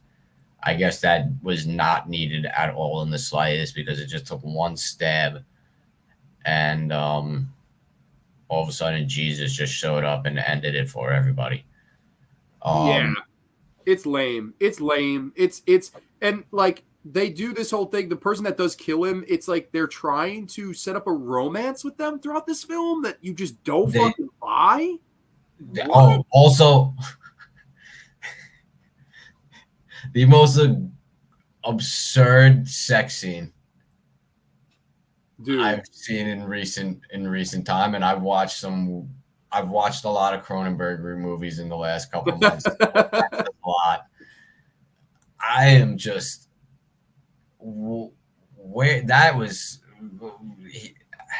I don't know. It was like you said. They set up a romance that you didn't care about. That wasn't even a romance, honestly. I did kind of like though the whole how he had the kid under his control. I thought that was a little cool. Yeah. But other than that, it's not. I give it probably like a 5.5 to 6 stars. That's actually pretty high. I don't even know if I can give this the pass. Like maybe a 5, maybe like a 4.5. I don't like it's and one thing we didn't really talk about, like the last thing we can move on from this fucking piece of shit. But like, did you like Sam Neill as Damien? Because like I've read a lot of seen people say he was perfect. I've seen people say he was terrible. I don't know. I think he was fine. I just don't like. I don't know if it really the Damien character works as much as an adult as it does as a kid or a teenager because there's more vulnerability there. Whereas now it's like he's fully aware. It's just I don't know. It doesn't have the same punch to me. But what do you think? Okay. I have no real care for him. The only scene in the movie where I was really like, oh wow, this is like he's doing a great job right now is the scene where that we were talking about earlier, where he does the little Shakespearean thing with the Jesus statue. Yeah. Other than that, I had no real care for him as Damien. I didn't mind the whole having Damien as an adult factor. I don't because I mean, if he was on this earth, he was gonna have to grow up eventually. You know what I mean? So Definitely. we might as well get to see it. But I'm not crazy about his performance. I think if they would have casted anybody else in that role, it wouldn't have changed my I could see myself enjoying someone else a lot more than him personally. I think so too. I don't think he was terrible, but I don't think he was great either. He wasn't bad, but he didn't there was no scenes from him that really stood out to me besides that one. Yes. Yeah. And actually it's funny. I watched an interview he did on a podcast not too like maybe a year ago. And he said he was like, that's one of my early days. He said, I have to forgive myself for that one. He said that was a bad performance. So he doesn't even like his performance in the film. So I mean, I remember in the documentary that you were talking about earlier, they said they were looking for someone young, cheap, and starting off their career, and they found him fresh. So this was like you said, this was one of his early roles, his first roles. So I give him that slack, but it's just nothing I'm crazy about from. And I don't know if you've ever seen this. I could give you a slight movie recommendation. The same year this came out, 1981, a little movie called Possession came out, and he's also in that. That's a great horror movie, man. I think you would really like it. If you ever want to borrow it, I have it. Really good stuff. I actually haven't seen that, so I got to check that out for sure. Great psychological horror, and I think you would fucking love it because it's got some of the craziest, most insane horror scenes in it. Red Rusty says not a fan of the ending of the final conflict either. Yeah, no, I'm not either. Mateo asks a question for us. Do you see this movie as a satire of society since Damien is a part of the high society? I sort of do. I think that's why my dad probably likes it too. What do you think? I agree. I think it's a little satirical on how the upper class, like upper edge echelons of society is looking on other people and stuff. I could see that.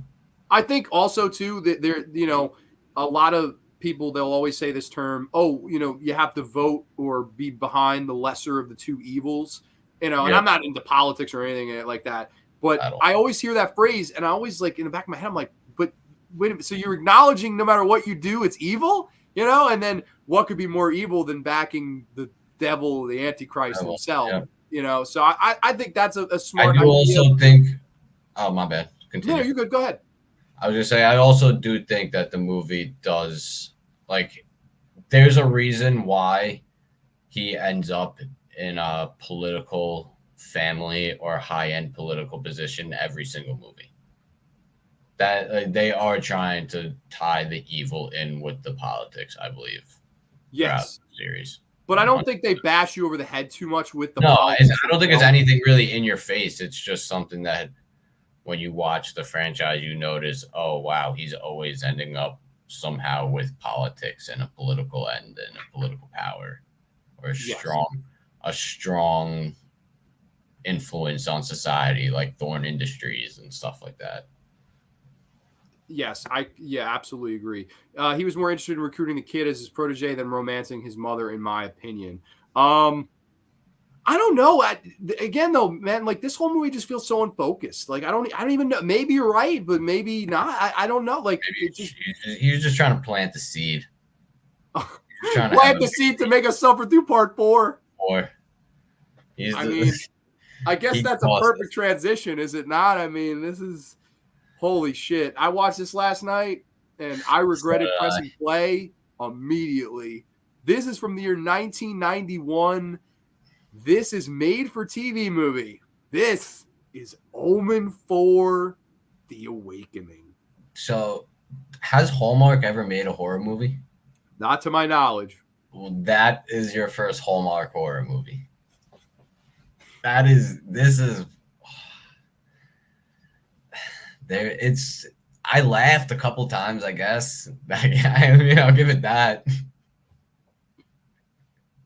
Like, I don't even know where to even start with this fucking thing. Like, this is just this never should have been made. Like, people say that remake's pointless, and it probably is, but at least that movie made money.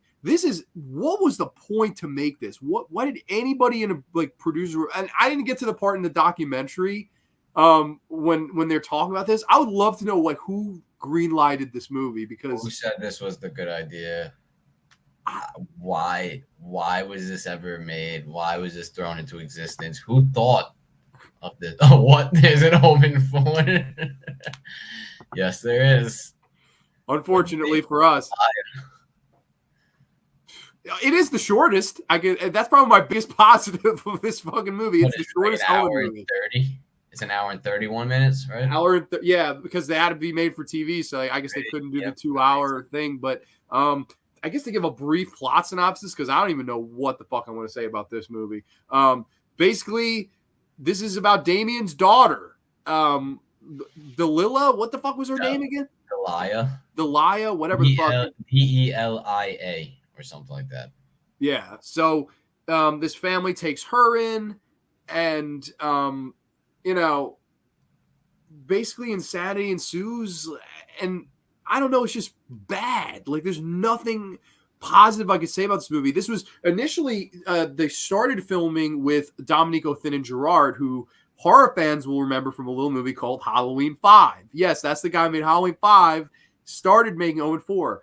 They fired his ass about halfway through because he wasn't getting things done quickly enough, or with directors, creative differences. There's nothing fucking, you have to be creative to have a fucking difference, in my opinion. So there's no creativity in this thing.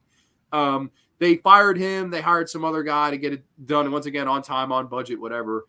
I don't have anything positive to say. There's a scene in this where the fucking, the girl, she's like being bullied, and she smacks the shit out of a kid with a lunchbox. I know you said you enjoyed that. That's my favorite scene in the end. That's the only scene I could say I enjoy in this film. Yeah. She smacks the kid with the lunchbox, just beats him with a lunchbox. And the kid just gets up and sucker punches her ass. Yeah, like what the fuck? It was so random to be in this movie. Not needed at all. None of the scenes in this movie were needed. And there's also a weird subplot with like the nanny. There's a nanny, and she's like, I'm gonna turn her good, and like she's bringing along her friends who are like not gypsies, but like they went instead of making it religious for the first half, they made it about crystals and like energy and aura, and then all of a sudden that just tied into the whole religion aspect in the end. Yeah, and like the kid is even acting afraid of the crystals. Like, are crystals like They're Are they? just they're triggering her evil in her. That she's turning them all black and shit. Like there was none of this movie made sense or had any logical input thrown throughout this film. No, not at all. You're so right. My knowledge of the Omen stopped at 3-2. That's good for you. I wish I was in that boat. Anything that Hallmark Channel or Lifetime Women movies are horrors to me. LOL. Yeah, no, this is fucking truth. This fits right in. Yeah, Halloween 5. This Halloween 5 makes this look like. I mean, Halloween 5 is way better than this.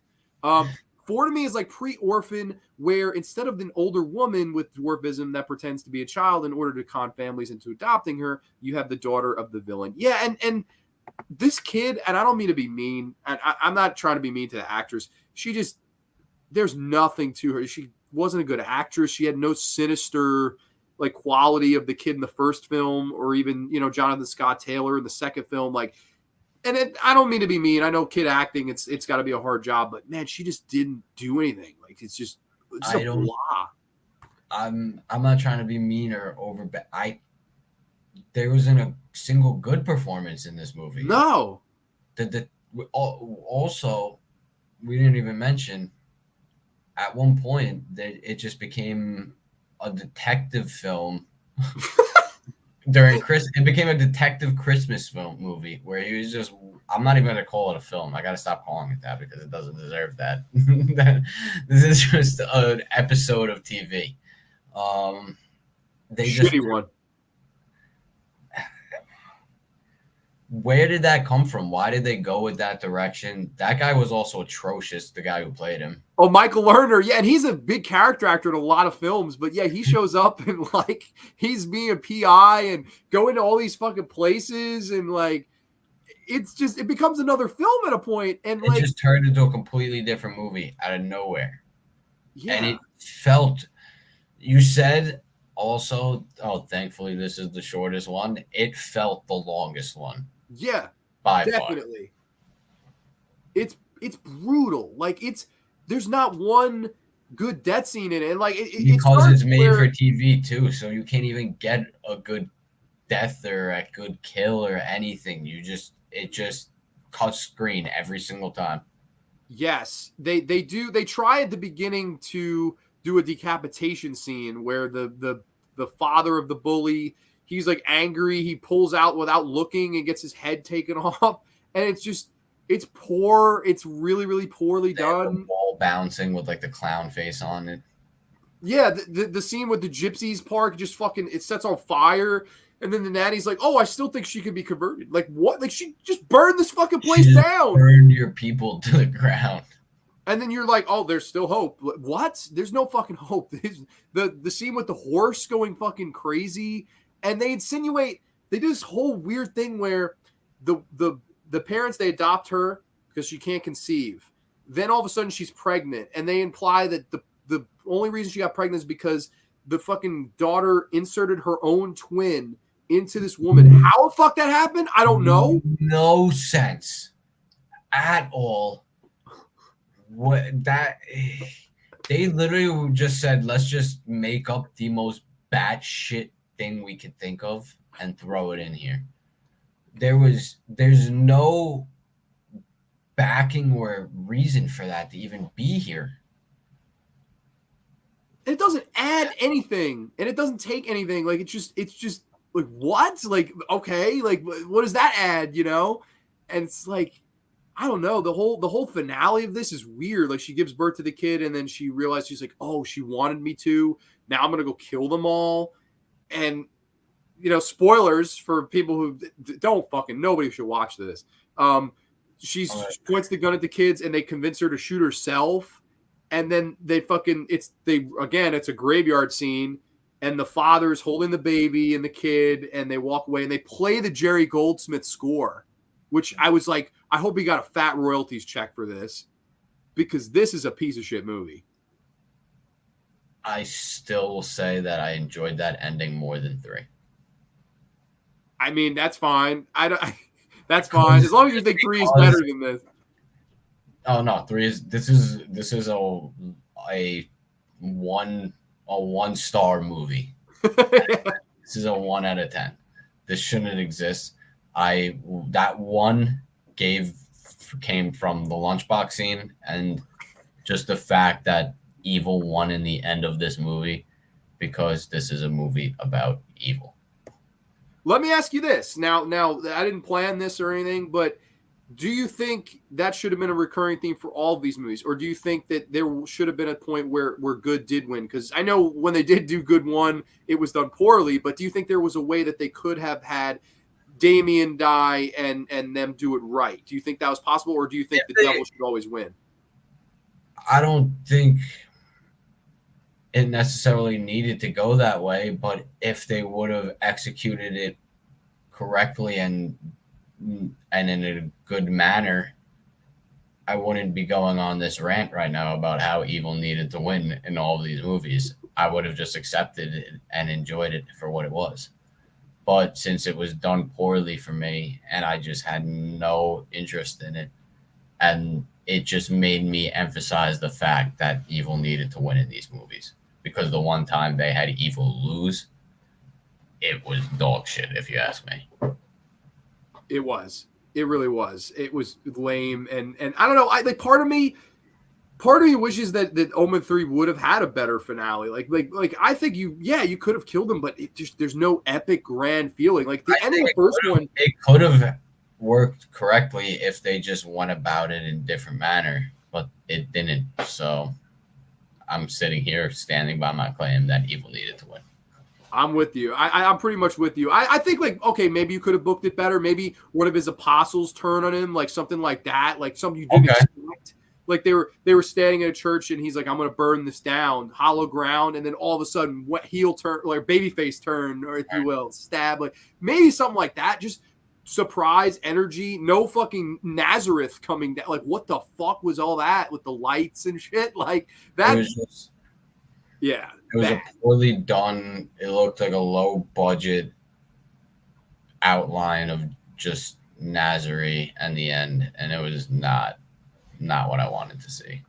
I'd rather watch a TV cut of a mother about to kill herself while her daughter steals her child. God bless. And God bless. And her twin. And her twin. So her twin slash sister, her twin slash brother? Daughter in a sense, because she took it out of herself. Yeah, I guess yes, right. Yeah, it's sort of incestuous, but how? Like, because there's no man involved. Like she put, I don't know, fucking Omen 4 sucks. I will never, unless I am compensated, I will never watch this movie again. It was really bad. I would say I would probably have to go with you around a 1 and a 1.5 out of 5 out of 10. This is a piece of shit movie. Never ever watch this. If you, I would rewatch this again. What does that say? Horror in 1991 would flop no matter what, but doing Omen 4, you're looking for it. I would watch this movie again if someone who said, like, someone I know is a fan of the franchise and hasn't seen it and I'm with them, I would make them be tortured to watch this too. That's the only way I would ever rewatch this film, is if I was with someone who enjoys this franchise and hasn't seen this movie.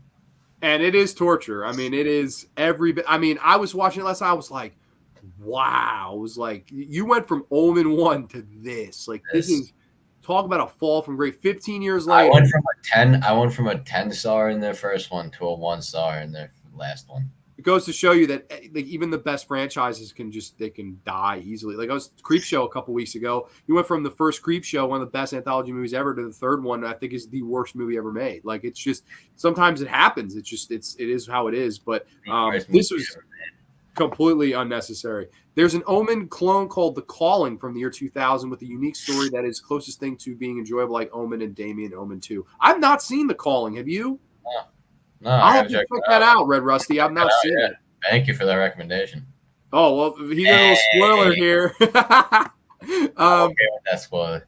Always, yeah, I'm always down for a good Evil Kid movie too. I saw Slasher Fred was mentioning the Bad Seed before in the chat. I don't know. There's something about Evil Kid movies that I sort of I'm a sucker for. Like I don't know why. It's just the whole idea of the innocence of a child and then them being the evil thing. Like to me, it's an interesting concept and it generally is done pretty good. After part 3 of many franchises loses me. Yeah, no, and with this one, John Steele, I would say like. I don't even know if I'd really rewatch part 3. Maybe with my dad. I know he's a fan, but like to me, it's the first 2. I could watch the third one, but it's the weakest of the trilogy. I definitely have no desire to rewatch it really anytime soon. I'll tell you that. Yeah, no, 3, 4, and the remake. I don't really, but I guess a perfect transition to the 6606 release date. Genius marketing, and I actually really like this DVD artwork here. I like this red. The red's my favorite color. This is. I was saving this for now.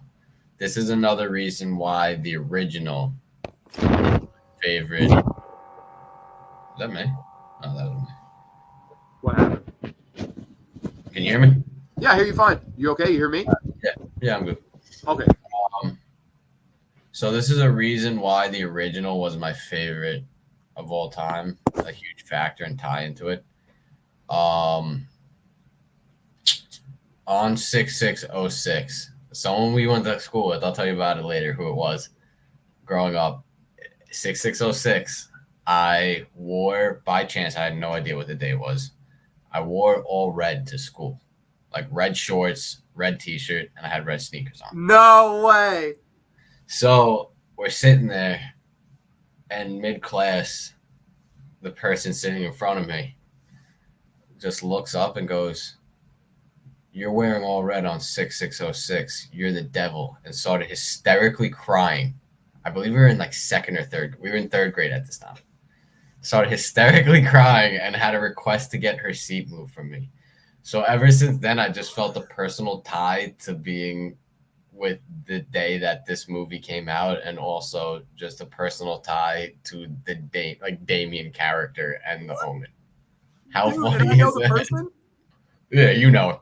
Oh, I'm so excited! I gotta know. I'll tell you after the show. Yeah, totally. Please tell me after the show. That's amazing, yo. I want to tag her now. Like whoever, if I find out who it is, I tag her. Like, yo, that's amazing, dude. Wow, that's so weird. And you had no idea. I had no idea what day it was. No clue. It was just by chance. I'll never forget that moment in my life. It's one of my funniest moments, and like I tell that story to everybody. I've never heard you tell that story. I'm so happy you did on here. And I didn't expect it. And now that you're saying all this, I have a slight one, not as cool as that. And that's what happens when you trash talk the 05 remake LMAO. Very weird things occurred on this Omen stream. Yeah, no, this is, I mean, dude, 666Gs. Okay, so and Master Fear says, OMG, all red on that. Yeah, no, for real. Granted, red's my favorite color too, so I'm all red. It's my favorite color, yeah. So I'm upstate New York, and me and my pops, we stop at a fucking Wendy's. This is years and years ago. And we used to rent movies up there, like all the time. And that night, we had just stopped at the video store. It was like a 40-hour video store. We rented Damien Omen 2. And we go to the fucking Wendy's and fucking we order. I was small at the time, so I just ordered normal. The fucking receipt of what I ordered, it came out to 666. 666. And my dad, he takes the receipt. He goes, "No way." And I'm like, "What?" And he goes, "Look." And to this day, I'll never forget that. I wish I remember what I ordered, just like to try to get it. But I guess the prices have gone up since then. I was gonna say you should. That made me want to be even more interested in it. To what you interested in what you ordered, just so I could see the inflation prices on it. Yeah, and that's the devil's food is whatever I ordered. I probably ordered like a double stack and a fry or something, and it came out to 666, and we were like, dude, we rented the Omen movie. What are the odds? That's amazing. That's a great story. Shit. Yeah, no, I know. CK, your head for the scar, Billy. LMFAO. Oh no, the 666. I feel obligated to get that tattooed on me one day now. Dude, and you have a lot. Dude, you got to get that right behind my neck or something like that. I'll find a spot for it. Dude, if you do that, I've got to be there. I'll get it done for sure. Yeah, no doubt. But it's funny that the number 666 it can sometimes just pop up like that. But that brings us to the remake. And this, man, I know you were telling me you were excited to hear my thoughts. I don't want to let you down, but I don't know what the fuck I'm going to say about this. The Omen 2006, the remake. I watched this last night for the first time in like 15 years. I saw this when it came out I believe in the theater. I think I went with my uncle to see this. Barely remembered it, and it was almost like watching it for the first time. I don't know, man. To me, number one word that comes to my mind is unnecessary. Although we did discuss the brilliance of the marketing campaign, you just had to. I mean, listen, if I was of age at that time in the position, I would have done it too. So I'm not gonna, say I wouldn't have. This has made more sense than Omen 4, like making this than Omen 4. Definitely more necessary, needed, whatever. I just feel like with the actors involved, I like Liev Schreiber usually. I like Julia Stiles. She does fine in this movie. It's just a blah film for me. Like very there, middle of the road. I don't know, man. What do you think about this one? Because I don't know how much I have to say. So my thoughts on it are, I don't think it's a bad movie, honestly. I have no problem with any of the performances. Like I said, I think it was the only movie that was perfect to come out on the day that it came out. That alone just makes it historic in my opinion. It was literally it's an exact now. Okay, so I saw this when it came out, first came out, like maybe a year or two after, around middle school. After I saw the first one first, and then I saw this one, so around middle school is when I saw it eventually. I then rewatched it when I got the box set, whenever that was last year, for the first time. Then rewatching it, and I didn't mind it. Rewatching it again with like an extremely critical view now, because I knew I was coming on here. They took the dialogue was word for word from the first one. Not even a change in the script. They just switched like 3 words around every now and then, or whoever was saying it. Maybe like they swapped Robert and his wife's dialogue every now and then. They took the best scenes of the original movie and just made them unnecessarily worse than they needed to be. In my opinion, it either needed to lean completely one way and go, we're just going to remake the original in a modern era. Like, you're going to get scene for scene replica of the first movie, or they needed to go something completely different, because they were too in between, and it just made it unenjoyable. I agree. I think like it's and number one, I would say a big problem with this movie was the kid. I don't think the kid was nearly as creepy or sinister. And again, I don't mean to be mean to child actors. And this is probably our age, maybe even younger. The kid's like a little cutie in this one. You want to like pinch his cheeks and shit. He has big like puppy dog eyes. Yeah. Like the kid in the original, I was fucking terrified of. He's a menacing looking child in the first one. Definitely. Like this kid. Especially when he gave you that little eye squint in the first one, he was horrifying. This one, he didn't look evil or menacing at all. You're right. No, it was, and it hurts it, because it's like, okay, now I'm not really scared of the kid. Liev Schreiber, who I normally love, I felt he was very one note in this movie. Like he didn't, like, I don't know, he didn't do much for me, and I usually love him. So I'm a big fan of him. I didn't mind him in this one. I didn't hate him in it, but I expected a little bit more, I guess. Maybe. Okay, but that's fair. I think Julia Stiles was fine, and she did a good job. I think she was probably the best performance in the movie. Definitely. And definitely like worthy. Actually, no, I think the guy who played Keith was the best in this one. And he's really, even him, I think he was very much like the original actor. Like he's like, yes. I'm watching it, I'm like, is he impersonating the original actor? Like he was, he even looked a little like a modern, like the way their head shaped and everything. He's kind of a modern day version of him. Yeah. And I mean, it's fine. It's just, again, like everything in this movie that they do, I look at it and I'm like, all right, well, I mean, it was sort of done better in the original. And like, I know a lot of people that like remakes, hate remakes, whatever. I mean, like, perfect example. We went on about the birthday party scene in the original film. In here, it's sort of rushed. It's like, I hate the birthday party scene in this one. it's so rushed here, and it's I don't like the fact. It really is what really makes me dislike the scene is the fact that she bounces off the wall and then they just had the shoe drop. Like at that point, just redo what the original did at that. That's what I was talking about where I said it either needed to lean into completely just recopying the original because you already had word for word dialogue from the original. You didn't even change the script really. No. Or you needed to go a completely different route. This in between shit is where it loses me. If it would have went something completely different with the nanny dying, I probably would have enjoyed it a lot more. The fact that they just redid it, and the window part is one of my favorite parts about that scene in the original. The fact that she just goes right through the window, and the sound of the glass is so loud and abrupt. They just had her bounce. Like it made it feel. It took the energy out of it because the glass breaking gives it more energy. It's that loud, abrupt sound. It just was a dud. You just hear a dud of a body hitting a wall, and then it slowly watches the shoe drop onto the glass table. Like exactly, it's a dud. It's a dud of a sound. It's a dud of a scene. And like to me, the original that crash, and then Donner shooting the kids. They don't do that here. It's the dud, yeah.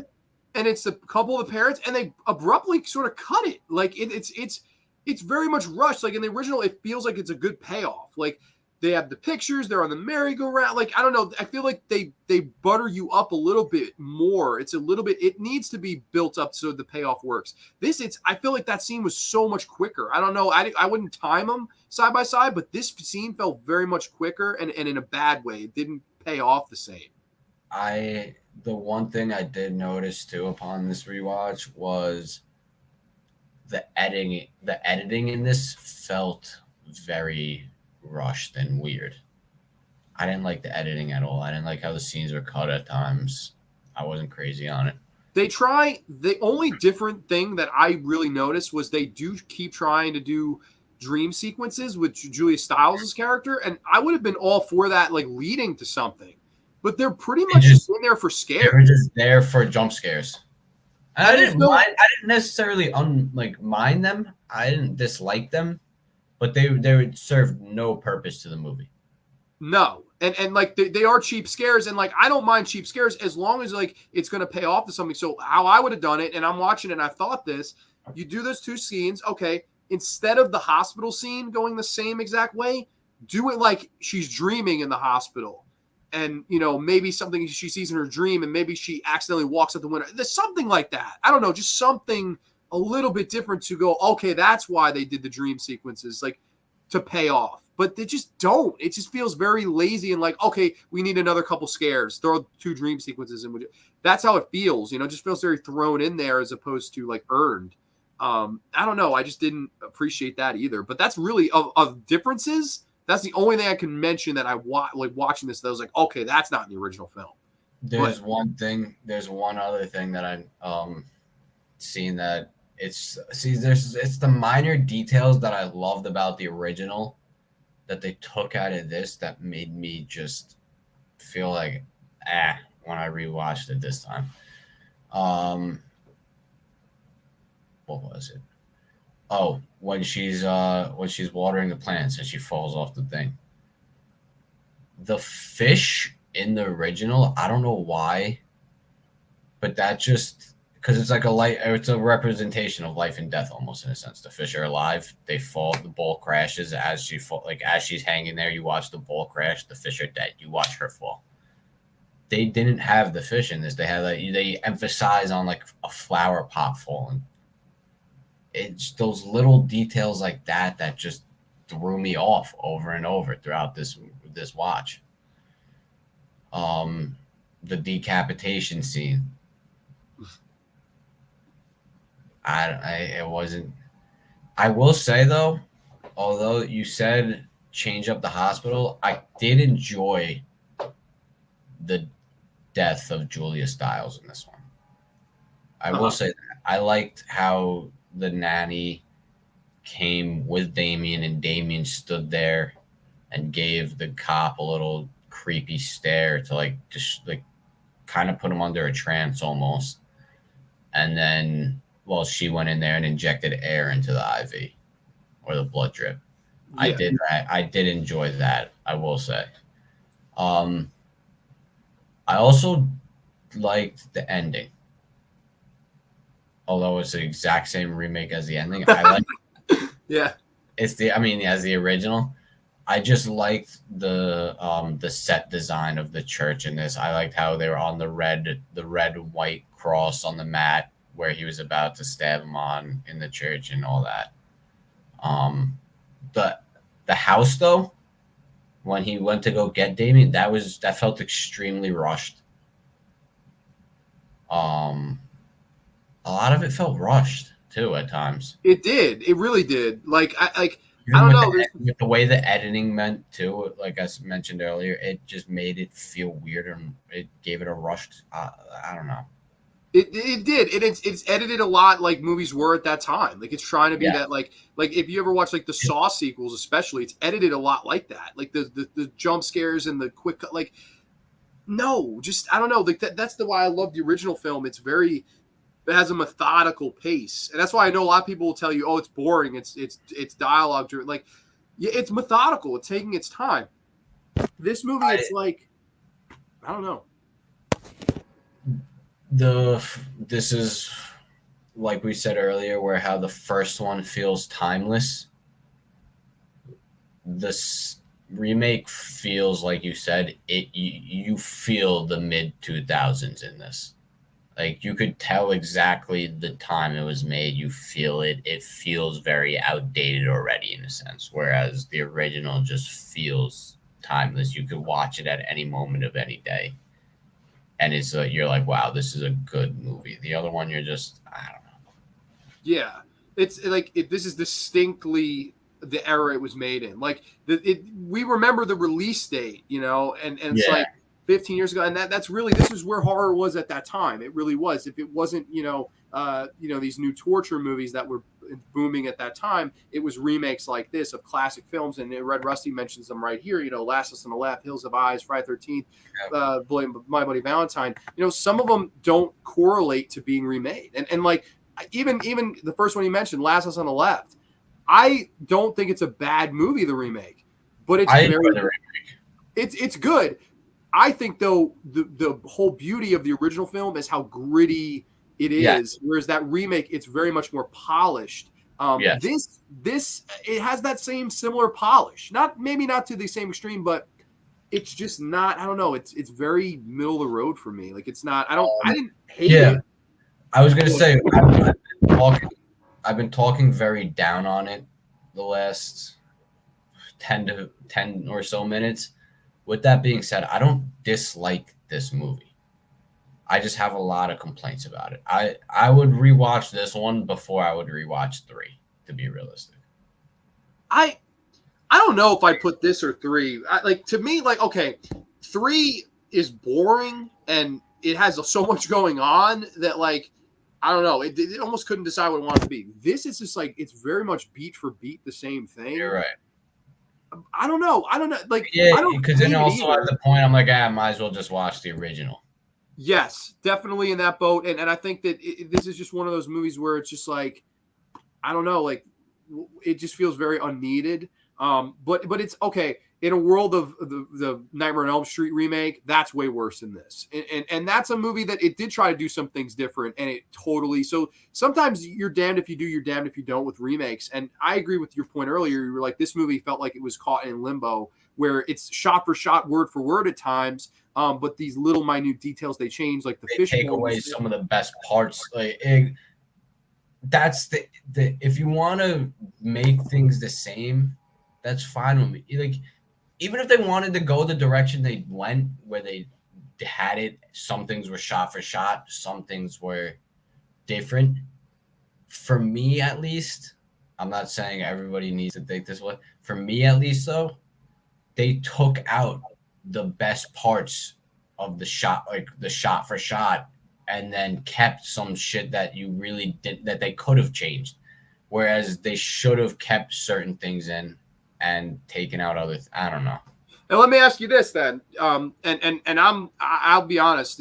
My favorite horror movie of all time is the original Dawn of the Dead, and I'll be honest. I never thought there'd be a way in the world that I could like a remake, and I love it. I think that remake is damn good. I like the things that it That's probably one of my favorite remakes of that 2000 era remake. Easily. I love that remake. I love it too. And like you would think, okay, if anyone's not going to like it, it'd be him. No, I went into it honestly open-minded, and I really enjoyed the film. And I liked the stuff they changed. I liked the stuff they kept. I felt like that guy got it. James Gunn, the writer, he really got it. But this being, the original being your second all-time favorite horror movie, is there anything you wish that they had changed instead? Because you just said, the stuff they did change, I wish they kept the same. What stuff do you think they should have changed in this, if anything? Because it's funny, because if you give this a 10 out of 10, again, damned if you do, damned if you don't. I feel like it's a hard question to answer, but if you love this film, I said, I didn't mind. I thoroughly enjoyed the way that they killed off Julia Stiles. Julia Stiles in this one. I didn't like.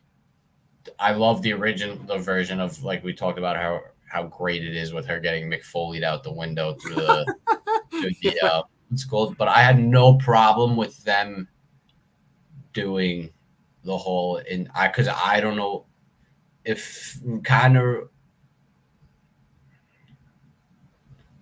it reminded me of Kill Bill in a sense too, where the nurse comes in with the needle and she goes, Ellie Driver comes in with the needle. I can't lie, I didn't think of that, but now that you say it, I also just because of that, I'm just drawn to when movies and kills go that way, because that's a famous way of also that's done in many movies, but I just always associate it with that because Kill Bill's one of my favorite movies of all time. I had no problem with that. I didn't mind the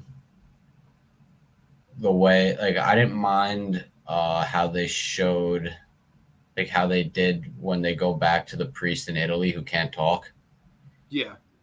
I actually liked how he looked in this one a little more than because he looked more the part of a priest that's been through a fire and can't talk anymore and has had a stroke and so on. Where the other one just the original, I mean, you clearly tell it's like latex on his face. Yeah. What else? I don't know. There's really not much that I would. Yeah. It's hard, It's like, and even you saying, it's a remake. You wish they change. It's hard to suggest because sometimes I feel like these movies shouldn't be touched. I really do, and sometimes they could be done right, and we mentioned a couple of them that are. But sometimes they could be done also wrong. This one just sort of falls in the middle for me. It's not. Yeah, like I said, it's not one that I despise. It's not one that I'm going out of my way for. No, me neither. And it's not I'll be honest, I would never if you asked me would you ever rewatch this willingly? Unless I was doing a marathon, no way. And I don't want to do a marathon because I'd have to watch Omen 4 before this. So I don't know, man. To me, I don't know. So out of 10, what would you give this? And then I guess we could rank the whole thing. But we could also there's a couple comments here. AJ says, most remakes are unnecessary, in my opinion. I agree with that. For the most part, remakes generally miss for me. Speaking of remakes, one of these days you should review this Thing from 1982, which is also a remake. Dude, what's crazy? That's the 40th anniversary of that movie this year. So maybe I should. I've never talked about that. Yeah. That it's got your guy. Dude. Absolutely. Oh, dude, totally, man. You're more than welcome to ever come back on. I love having you on as a guest. Evil Dead, Dawn of the Dead, Hills Have Eyes, and Last House are all enjoyable to me. Oh, more enjoyable than the OGs. Oh, see, yeah, no, none of I would say the original on all four of those for me over. But all four of those are passable to good remakes. I might go with the Hills Have Eyes on the remake. I know a lot of people that would say that. Yeah. With them on that. There's not many remakes I'd put over the original, man. Very fucking few. No.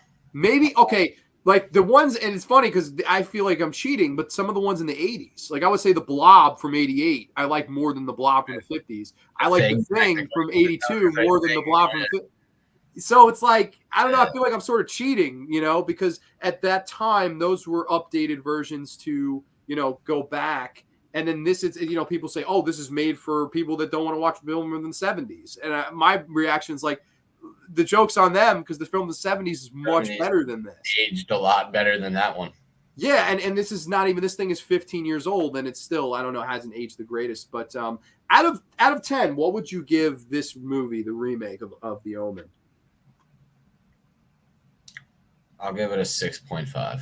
6.5. Okay, I'm going to probably go same rating I did with part 3, like a 4.5 or a 5 for me. Blah. So ranking these, I guess we'd almost have the same ranks. I don't know for 3 or this one. That's my biggest, I guess, like up in the air. But definitely, I'd say the original. Okay. Then this movie. Yep. Easily. Like if you're gonna watch any of these movies, watch these two. Great, great movies.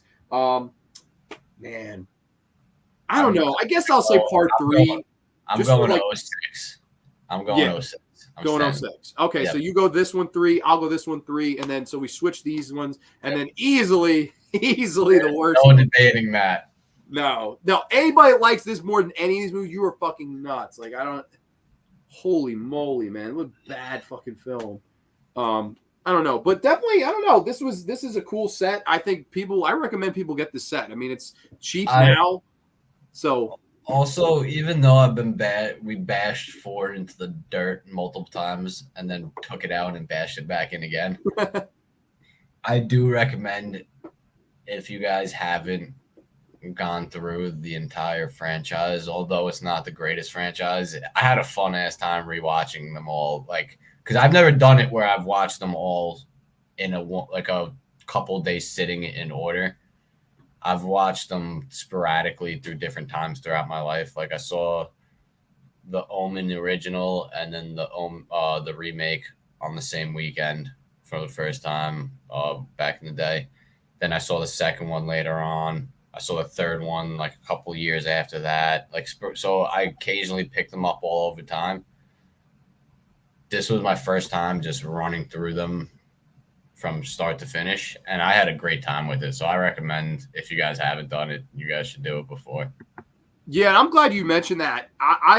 That's a big reason I love doing this show, because like I love the prep for it. I love it's sometimes the climb to get to the show itself. I just enjoy it, even if it's like I know I have to watch a piece of shit like Omen 4. Like I don't know, there's something fun about it. It's like, all right, tonight I gotta watch Omen 4. Like I got to watch it, but because when you're watching a shitty movie with no purpose, then you're just wasting time. At least with this, you're getting something productive out of it, so it makes the shitty movie just a little more enjoyable.